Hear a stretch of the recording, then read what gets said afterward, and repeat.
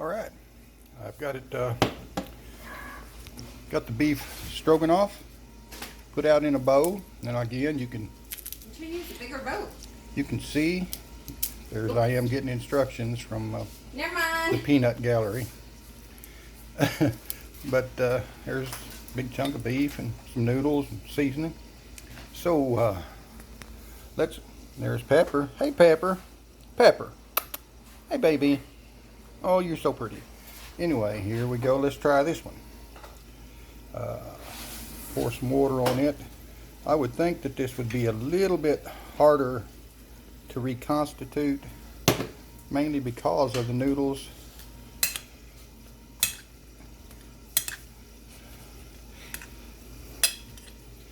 You just have to make sure everything has got a little bit of water on it. Just keep kind of stirring it in, and we'll keep doing this. Take over, Granny.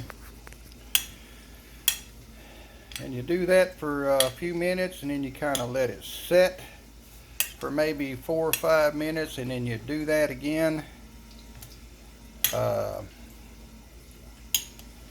And then you try it out and just give it a shot and see. This is another one that's, like I said, this was done back at the first of the month. It's only been in there a couple of 3 weeks, so we'll give it time. Freeze dryers are a lot better than dehydrators because you don't lose the protein. You retain 95% of the protein that's in whatever it is that you're freeze drying versus losing 60% of the protein when you what am I thinking? Dehydrate, When you right? dehydrate, you So keep your nutritional value. you keep the majority of the nutritional value, and that's the big thing about it. Now, obviously, deep freeze dryers they're not cheap. They're very expensive, as a matter of fact, but this is just one of the ways that we've decided to go to kind of supplement our pantry, to build our pantry up with items that we will eat later on in life. And like I said, you can store this stuff up to 25 years versus a year, maybe a year with dehydrating foods.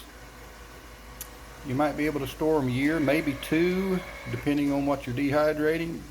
Freeze drying, you can store up to 25 years. So I'll let y'all pause it and we'll check it out here in a few minutes. All right, back to it. This is the stroganoff, beef stroganoff, out of one of the hamburger helper packs that we made. Look, you can see the beef just breaks right up. The noodles are nice and tender.